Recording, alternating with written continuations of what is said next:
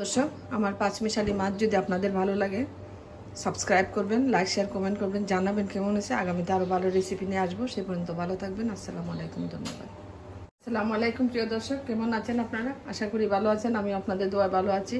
আজকে আমি আরেকটি নতুন রেসিপি নিয়ে আসছি। নতুন পানির মাছ, বিভিন্ন জাতের মাছ আছে এখানে, পাঁচমিশালি।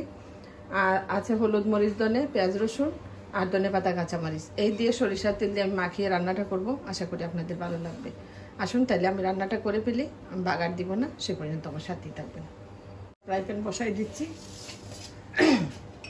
এখন মাছগুলো দিয়ে দিব।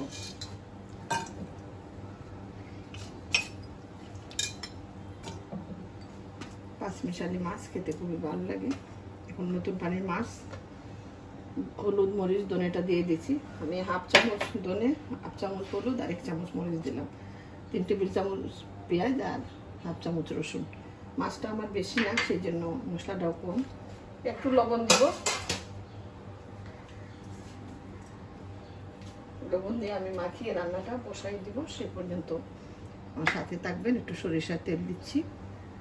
দর্শক, আমি মাখিয়ে নিচ্ছি।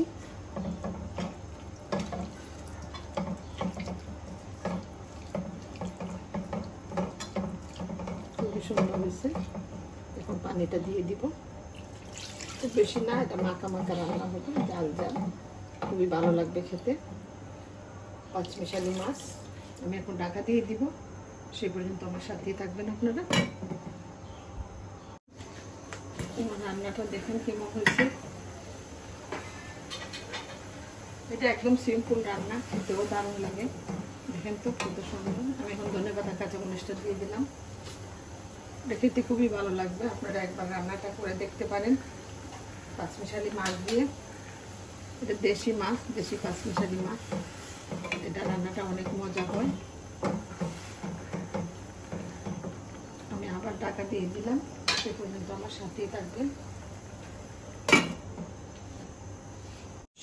আমার রান্নাটা হয়ে গেছে। দেখেন কত সুন্দর হয়েছে। আমি চুলাটা বন্ধ করে দিলাম। পরিবেশন করে আপনাদেরকে দেখাবো। সে পর্যন্ত সাথেই থাকবেন। দর্শক, আমার পাঁচমিশালি মাছ যদি আপনাদের ভালো লাগে সাবস্ক্রাইব করবেন, লাইক শেয়ার কমেন্ট করবেন, জানাবেন কেমন হয়েছে। আগামীতে আরও ভালো রেসিপি নিয়ে আসবো। সে পর্যন্ত ভালো থাকবেন। আসসালামু আলাইকুম, ধন্যবাদ।